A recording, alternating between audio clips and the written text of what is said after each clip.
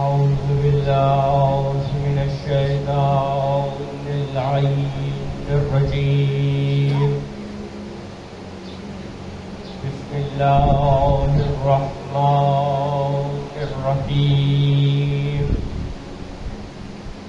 الحمد لله الذي جعل الحمد مفتاح لذكره وخلق الأشياء ناطقة بحمده وشكره. الصلاة والسلام على نبيه محمد المشتق اسمه من اسمه المحمود وعلى المطهرين أولي المكارم والجود. الحمد لله الذي هدانا لهذا وما كنا لنهتدي لولا أن هدانا الله.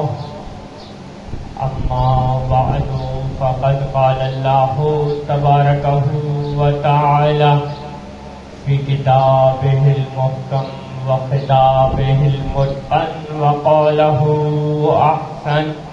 بسم الله الرحمن الرحيم. نحن قدرنا بينكم الموت وما نحن بمسبوقين على أن نبدل أمثالكم وننشئكم فيما لا تعلمون. صلوات.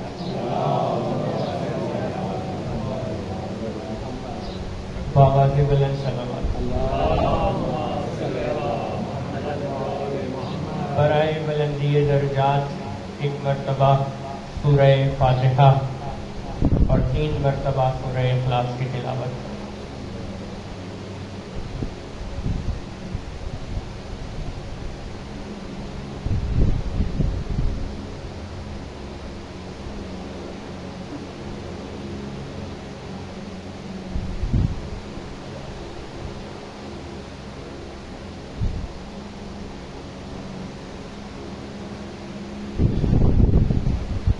دعا ہے کہ پروردگار آپ سب کی توفیقات میں اضافہ فرمائے.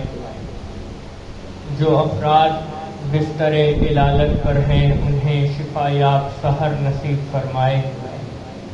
جو افراد متلاشی روزگار ہیں انہیں باعزت روزگار عطا فرمائے.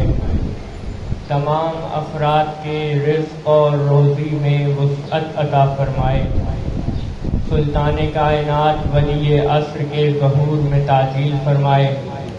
بلند آواز سے صلوات پڑھیں کہ تمام دعائیں مستجاب ہو جائیں. آپ تھوڑا قریب آ جائیں, تھوڑا آگے آ جائیں. بکھری ہوئی پتیاں اتنی قیمت نہیں رکھتی جتنا ایک گلدستہ قیمت رکھتا ہے. صلوات کا سہارا دین و گستر.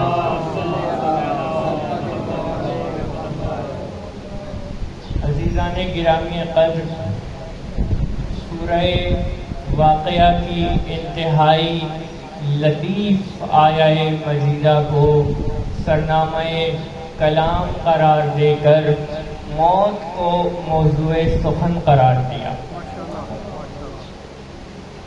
قرآن مجید ہر سطح ذہن سے خطاب کرتا ہے. قرآن مجید ہر سطح ذہن کو خطاب کرتا ہے کیونکہ قرآن مجید ایک زندہ معجزہ ہے, ایک سانس لیتا ہوا معجزہ ہے. ارشاد خداوندی ہو رہا ہے کہ نحن قدرنا بینکم الموت, کہ ہم نے تمہارے درمیان موت کو مقدر کر دیا. ہم نے تمہارے درمیان موت کو مقدر کر دیا. نحن قدرنا بینکم الموت, میری کوشش ہے کہ جو مطالب اور مفاہیم مقدرنا کی لطافت بیان کر سکیں، اور وہ جو میرے ذہن میں موجود ہیں وہ آپ تک میں پہنچا سکوں۔ ہم نے موت کو تمہارے درمیان مقدر کر دیا، اور ہم اس سے عاجز نہیں آ گئے، ہم اس سے عاجز نہیں آ گئے کہ تمہاری ہی صورت دوبارہ خلق کرے،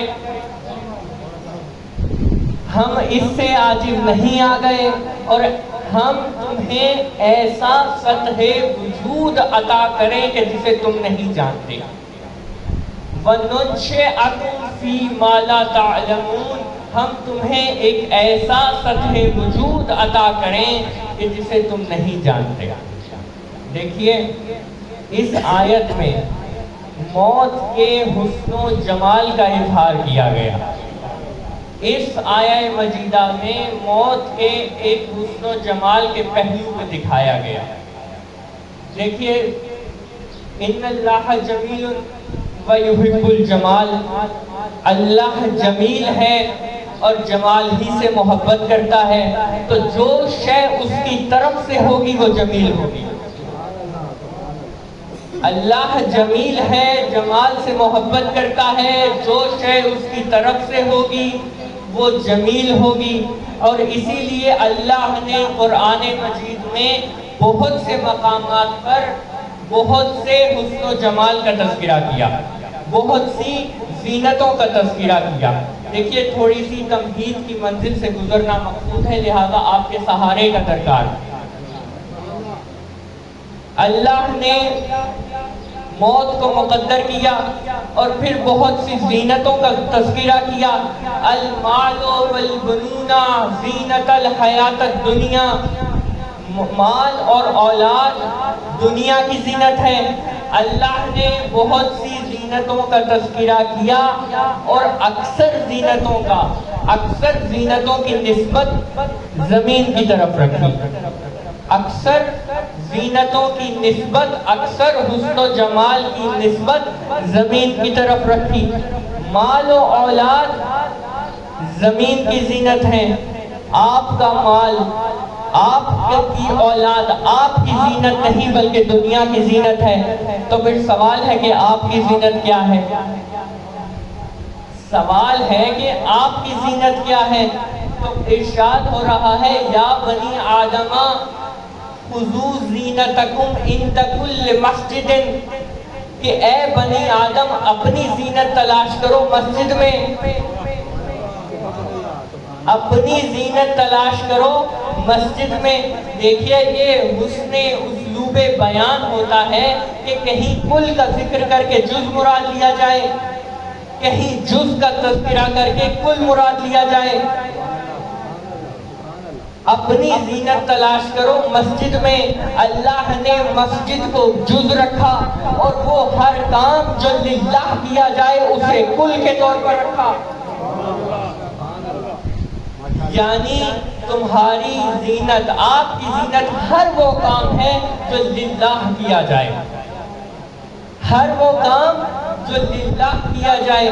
آپ نماز پڑھتے ہیں اللہ کے لیے، آپ کی زینت، آپ روزہ رکھتے ہیں اللہ کے لیے، آپ کی زینت، آپ حج و خمس و جہاد بجا لاتے ہیں اللہ کے لیے، آپ کی زینت۔ یعنی جو کام، جو فعل، جو عمل جو آپ اللہ کے لیے انجام دیں وہ آپ کی زینت ہو، یعنی جو کام آپ اللہ کے لیے کریں وہ آپ کی زینت، اور جو اللہ آپ کے لیے مقدر بنا دے اس کے حسن و جمال کا کون اندازہ لگائے گا۔ نحن قدرنا بینکم الموت، ہم نے تمہارے درمیان موت کو مقدر کر دیا۔ تو یہ موت ہے کیا؟ تو چھٹے امام سے پوچھا گیا کہ موت کسے کہتے ہیں، مومن کے لیے موت کیا ہے؟ تو امام فرماتے ہیں کہ مومن کے لیے ایسا ہے جیسے فاخرہ لباس زیب تن کرنا، اور مشکل ترین منازل سے مانوس منازل کی طرف منتقل ہو جانا۔ موت کیا ہے اسے ایک مثال سے سمجھ لیتے ہیں۔ مثال کے طور پر آپ نے ایک سیب کا بیج لگایا،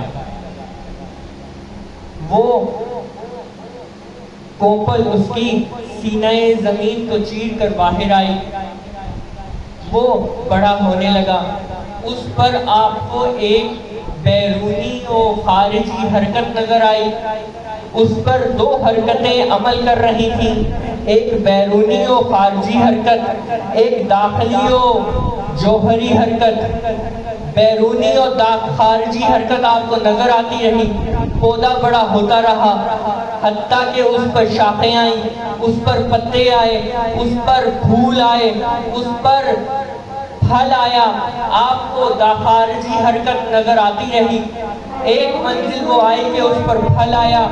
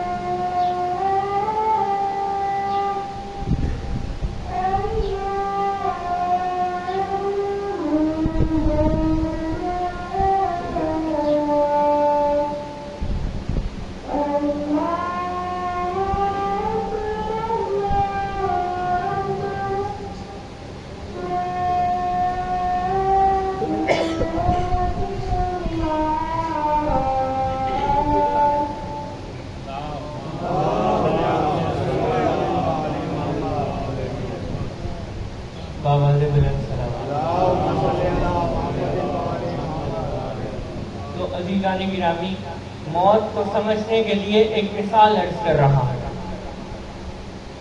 سیب کا بیج لگایا، اس پر خارجی حرکت نظر آتی رہی، وہ بڑھتا گیا، اس پر پتے آتے رہے، اس پہ شاخیں آتے رہیں، اس پر پھول آتے رہے، حتیٰ کہ اس پر پھل لگ گیا۔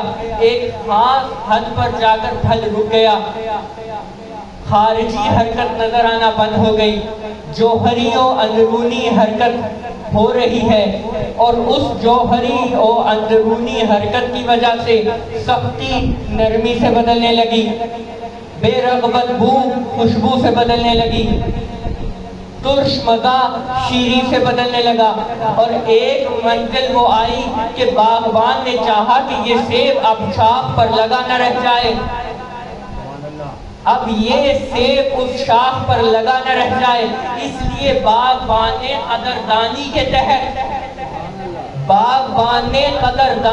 تحت اس سیب کو توڑ لیا۔ اگر اس سیب کو نہ توڑتا تو بے قدری ہوتی، ضائع ہو جاتا۔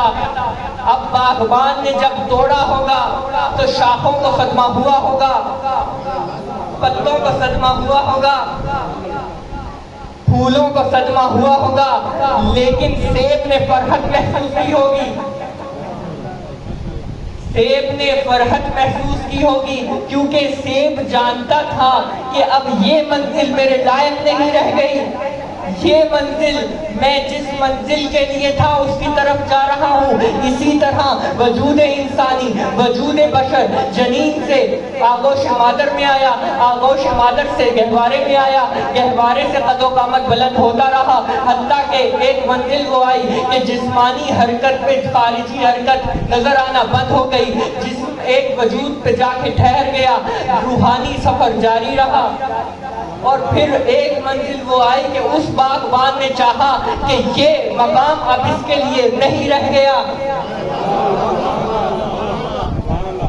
اب اس نے قدردانی کے تحت اس انسان کو، اس سطح وجود کو ایک اور سطح وجود عطا کیا تاکہ یہ اپنی منزل کی طرف گامزن ہو سکے. یہ اس دنیا سے، اس زندگی سے دوسری زندگی میں منتقل ہونا انسان کی روحانی غذا کے لیے، روحانی بقا کے لیے ضروری ہے. اور یہاں پر یہ بات عرض کر دوں کہ ایک ہے موت سے پہلے کی زندگی، ایک ہے موت کے بعد کی زندگی. موت سے پہلے کی زندگی میں آثار حیات ظاہر ہوتے ہیں تعلق سے، توجہات کا تعلق.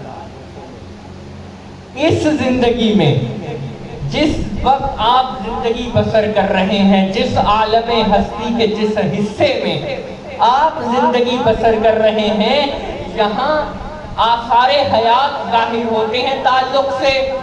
مثال کے طور پر میں خاموش بیٹھا رہوں، نہیں معلوم ہوگا کہ پڑھا لکھا ہوں بھی یا نہیں، لیکن آپ مجھے ایک قلم دے دیں تو معلوم ہوگا کہ لکھنا جانتا ہوں. یعنی قلم سے تعلق قائم ہوگا تو پتہ چلے گا کہ لکھنے کی صلاحیت موجود ہے. میرے ہاتھ میں آپ کتاب دے دیں، کتاب سے تعلق قائم ہوگا تو معلوم ہوگا کہ پڑھنے کی صلاحیت موجود ہے. منبر سے تعلق قائم ہوگا تو معلوم ہوگا کہ تھوڑی بہت کوئی خطابت بھی جانتا ہوں یا نہیں. یعنی اس زندگی میں، اس دنیا میں متعلق اشیاء سے تعلق قائم ہوتا رہے گا، صلاحیتیں ظاہر ہوتی رہیں گی. لیکن اس زندگی میں، اس دنیا میں جہاں آپ موت کے بعد منتقل ہوں گے، وہاں آثار حیات تعلق سے ظاہر نہیں ہوتے، وہاں آثار حیات ظاہر ہوتے ہیں تجرد سے. وہاں آثار حیات ظاہر ہوتے ہیں تجرد سے. تجرد یعنی بے تعلقی، تجرد یعنی بے تعلقی روح اور جسم کی. روح اور جسم کی بے تعلقی سے صلاحیتیں ظاہر ہوتی ہیں، تجرد سے صلاحیتیں ظاہر ہوتی ہیں. آنکھوں سے روح کا تعلق ٹوٹے گا تو معلوم ہوگا کہ دیکھنے کی صلاحیت کتنی ہے. آنکھوں سے روح کا تعلق ٹوٹے گا، کانوں سے روح کا تعلق ٹوٹے گا تو معلوم ہوگا کہ سننے کی صلاحیت کتنی ہے. زبان سے روح کا تعلق ٹوٹے گا تو معلوم ہوگا کہ بولنے کی صلاحیت کتنی ہے. خدا کی قسم یہ تجرد کی کیفیت اس دنیا میں رہتے ہوئے ہمیں ہرگز محسوس نہ ہوتی، ہرگز معلوم نہ ہوتی اگر اللہ خواب کی کیفیت نہ رکھتا. اگر خواب میں آپ کو کسی حد تک تجرد کی کیفیت محسوس ہوتی ہے، آپ کو کسی حد تک تجرد کا تجربہ ہوتا ہے. سوئے تھے اپنے گھر میں، آنکھیں بند کی تھی اپنے گھر میں، ادھر آنکھیں بند ہوئی، ادھر آپ سوئے، خود کو کربلا میں پایا، خود کو کسی رشتہ دار کے ہاں پایا، خود کو کسی مرحوم کے پاس پایا. یہ آپ کا آنکھیں بند ہونے کے ساتھ بغیر کسی سواری کے ایک جگہ سے دوسری جگہ جانا، یہ ہے آپ کے تجرد کا ایک ادنا ترین درجہ، جس میں آپ تجرد کو محسوس کرتے ہیں، جس میں آپ کے اختیارات بڑھا دیے جاتے ہیں. یہ ہے روح و جسم کا تعلق ٹوٹنا، یعنی تجرد کا حاصل ہونا۔ اور جب میر انیس نے تجرد کی کیفیت کو روح و جسم کے تعلق کے ٹوٹنے کو سمجھایا تو کچھ اس انداز سے سمجھایا کہ آہستہ جدا کرتا ہے یوں روح کو تن سے، آہستہ جدا کرتا ہے یوں روح کو تن سے، جیسے کوئی لے جاتا ہو ایک پھول چمن سے۔ یہ فلسفہ تجرد کے ہاں مثالیں موجود ہیں جو میر انیس فلسفہ تجرد سمجھا رہے ہیں، یعنی روح کا جسم سے تعلق ٹوٹ جانا، یعنی تجرد کی کیفیت حاصل ہو جانا۔ یہ ہے تجرد کی ادنا ترین کیفیت۔ لیکن کمال تجرد کیا ہے؟ خاص توجہ، کمال تجرد کیا ہے؟ کمال تجرد ہے مافوق تجرد۔ یہ خواب کی کیفیت میں جو تجرد آپ کو حاصل ہوتا ہے، اس میں جسم بستر پر ہوتا ہے، روح سیر کر رہی ہوتی ہے، روح کربلا ہوتی ہے، روح مرحوم کے پاس ہوتی ہے، روح عالم دہر میں ہوتی ہے، جسم بستر پر ہوتا ہے۔ لیکن مافوق تجرد میں جہاں جہاں روح جائے گی وہاں وہاں جسم جائے گا۔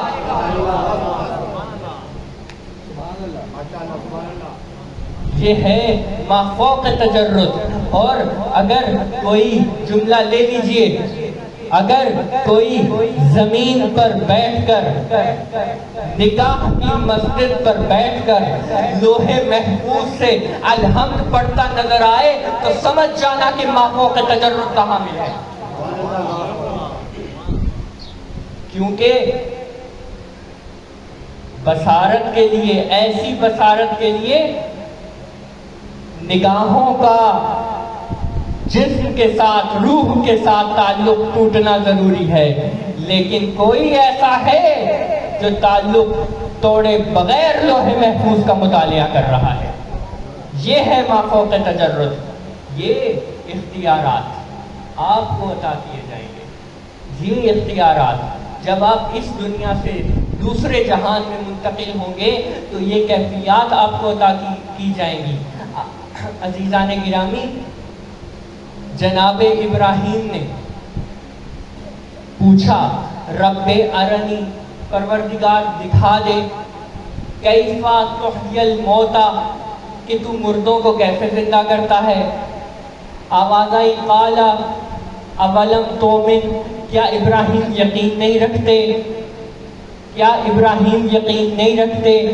قال بلا، رکھتا ہوں، ولیکن لیطمئن قلبی، لیکن اطمینان قلب چاہتا ہوں۔ ایک بت شکن نبی جس کے پاس، جو رسالت مآب کے بعد سب سے افضل نبی جناب ابراہیم، خدا کا دوست نبی، بت شکن نبی، کیا سوال کر رہا ہے کہ پروردگار تو مردے کیسے زندہ کرتا ہے، مجھے دکھا دے، اطمینان قلب چاہتا ہوں۔ بت شکن نبی سوال کر رہا ہے۔ آئیے آپ کو ایک اور بت شکن دکھاؤں۔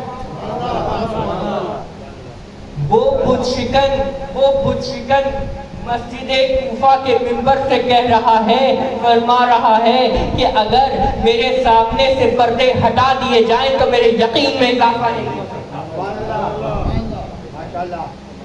عزیزان گرامی، موت کے بعد آپ کو بے پناہ اختیارات عطا کیے جائیں گے۔ یہ موت کا حسن و جمال ہے۔ نحن قدرنا بینکم الموت، اب سمجھیے کہ ہمارے درمیان موت کو مقدر کرنا کیوں ضروری تھا۔ یہ ہے موت کا حسن و جمال۔ اور عزیزان گرامی، اللہ نے ہمیں ہماری زینت، ہر وہ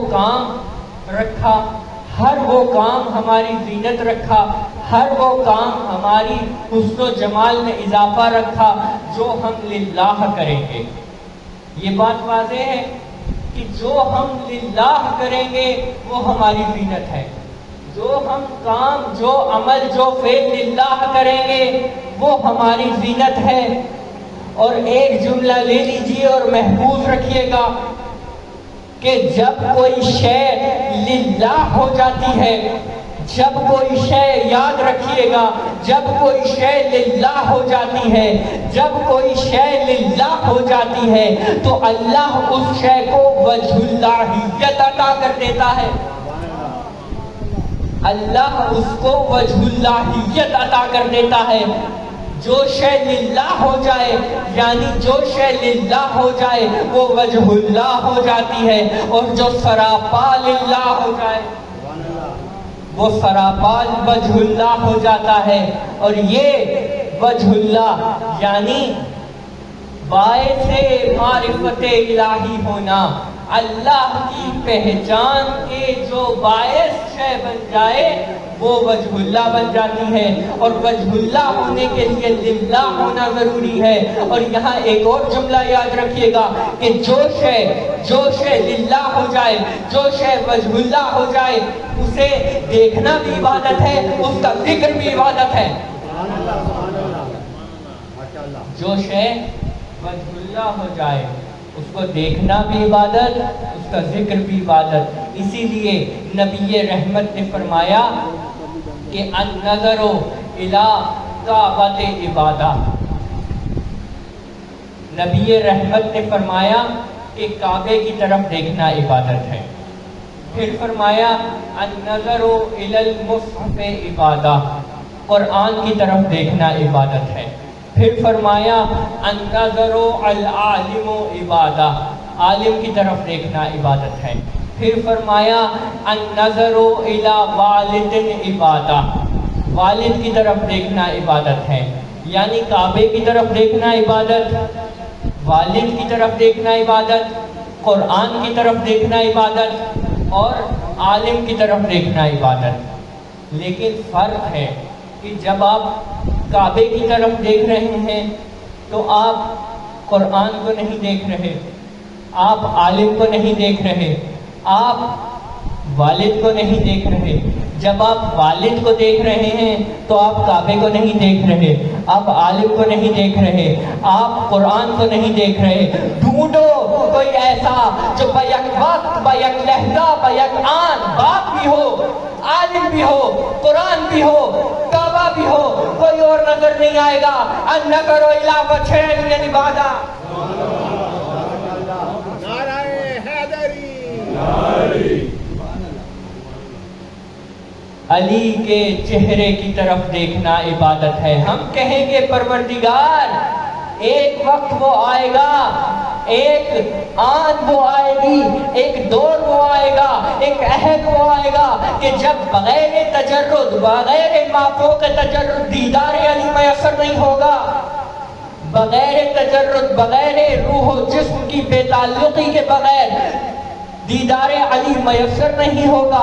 آواز آئے گی پریشان نہیں ہونا، ذکر علی عبادہ۔ اسی لیے ذکر علی عبادت ہے۔ اور یہ عزیزان گرامی موت کا حسن و جمال ہے، اور اس سے زیادہ موت کا جمال کیا ہوگا کہ امیر المومنین فرما دیں کہ اے حارث، مشرق و مغرب میں، بحر و بر میں نہیں مرتا کوئی مگر کہ مجھے دیکھ نہ لے۔ یہ حسن و جمال موت ہے، اور موت کے بعد آپ کو اختیارات دیے جائیں گے۔ اور عزیزان گرامی جب کوئی شے للہ ہو جاتی ہے، جب کوئی شے للہ ہو جاتی ہے تو وہ وجہ اللہ ہو جاتی ہے۔ چاہے آپ کے ہاتھ للہ ہو جائیں، ہاتھ وجہ اللہ ہو جائیں گے، آپ کی آنکھیں للہ ہو جائیں، آپ کی آنکھیں وجہ اللہ ہو جائیں گی۔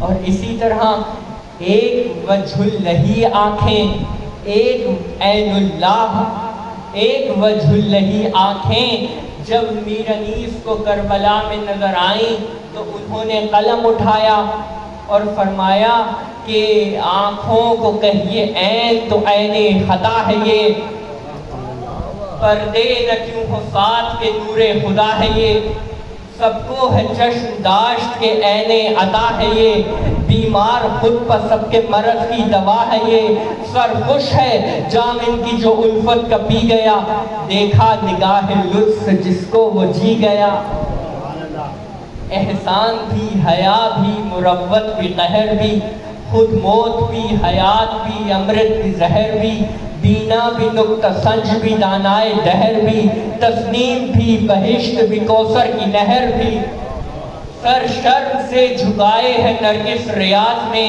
جنت سماعت میں ید بیضا بیاض میں، آہو شکار و تیر و کماندار و شیرگیر، ہوشیار و خوش نگاہ و سخن سنج و دل پذیر، خون ریز و جان فریب و دل آویز و بے نظیر، قبضے میں ابروؤں کی کمانے مژاں کے تیر، قبضے میں ابروؤں کی کمانے مژاں کے تیر، اور جس سادہ دل کو ان کی سیاہی کی یاد ہو، ناخواندہ بھی اگر ہو تو روشن سواد ہو، ذرہ نواز و زہد نما صاحب امتیاز، تناز و شرمگین و گراں خواب و سرفراز، حق بین و پاک باز و خدا بین و بے نیاز، بیدار و داغ دادا و خون بار و غم تراز، گرد اس کے پھر کعبہ ایماں کا توپ ہے، بس ہے علیز بس نظر بد کا خوف۔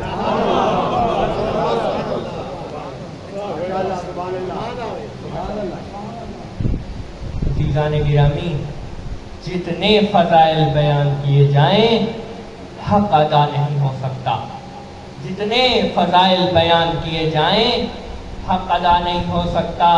یہ میں نہیں کہہ رہا، یہ حدیث رسول کہہ رہی ہے، جسے میر انیس نے کچھ اس انداز سے لکھا کہ شیر خدا کے وصف کہاں تک رقم کروں، شیر خدا کے وصف کہاں تک رقم کروں، شمع نہ ہو جو سارے نیستاں قلم کروں، کاغذ بجائے تختہ گردوں وہم کروں، دریا اگرچہ سارے سیاہی سے ضم کروں، لکھنے کو بیٹھے حور و ملک انس و جن تلک، عشر عشیر ہو نہ قیامت کے دن تلک۔ فضائل جناب امیر کا احاطہ ممکن نہیں ہے، ممکن نہیں ہے کہ وجہ اللہ کے فضائل بیان ہو سکیں، اور یہ حسن و جمال ہے موت کا کہ جناب امیر بالین پہ آئیں گے۔ ایک وقت وہ تھا کہ جب امام حسین علیہ السلام در خیمہ پہ آخری رخصت کو آئے، جب امام حسین در خیمہ پہ آخری رخصت کو آئے تو فرماتے ہیں جناب سکینہ نے ابا کا دامن تھاما جو اس وقت چاک ہو چکا تھا، بی بی فرماتی ہیں او یستسلمت للموت، بابا کیا آپ نے موت کی تیاری کر لی؟ امام فرماتے ہیں کیف لا یستسلمت للموت من لا ناصر ولا معین، وہ شخص موت کی تیاری کیسے نہ کرے جس کا کوئی ساتھ نہ ہو، جس کا کوئی مددگار نہ ہو۔ جب یہ سنا تو بی بی فرماتی ہیں یا ابتاہو ردنا الی حرم جدنا، بابا ہمیں اپنے بابا کے مزار پہ، اپنے نانا کے مزار پہ چھوڑ آئیں۔ یہ سننا تھا کہ حسین فرماتے بیٹی میرے پاس اب وقت نہیں ہے، بس اس کے بعد شمشیر ید اللہ لگائی جو کمر سے، شمشیر ید اللہ لگائی جو کمر سے، سر پیٹ کے زینب نے رضا پھینک دی سر سے، بچوں کو سمجھاتے ہوئے آپ چلے گھر سے، بچوں کی طرف تکتے تھے حسرت کی نظر سے، اس غلب جدا شہر سے نہ ہوتی تھی سکینہ، پھیلائے ہوئے ہاتھوں کو روتی تھی سکینہ، شہ کہتے تھے بی بی ہمیں رو کر نہ رلاؤ، ہم پیار کریں تمہیں منہ آگے تو لاؤ، ہم کیا کریں تم ہمیں ہمراہ لے کے نہ جاؤ، نیند آئے گی جب آپ کی بو پاؤں گی بابا، میں رات کو مقتل میں چلی آؤں گی بابا. حسین میدان کی طرف بڑھے اور فرماتے جاتے تھے آج اس کی جنگ دیکھو جس کا اکبر مارا گیا, اس کی جنگ دیکھو جس کا جوان بھائی مارا گیا. حسین جنگ کرتے رہے, لاشوں کو آواز دیتے رہے, پکارتے رہے اکبر آؤ میری جنگ دیکھو, عباس اٹھو ترائی سے اٹھ کے آؤ میری جنگ دیکھو. تاریخ نے لکھا کہ ایک وقت وہ آیا کہ لاشیں تڑپ اٹھے, لاشیں تڑپ اٹھے اور کہتے جاتے تھے, صدا آتی تھی آقا زندگی دیجئے ہم دوبارہ آپ پہ قربان کریں گے. لا لعنت اللہ علی قوم الظالمین.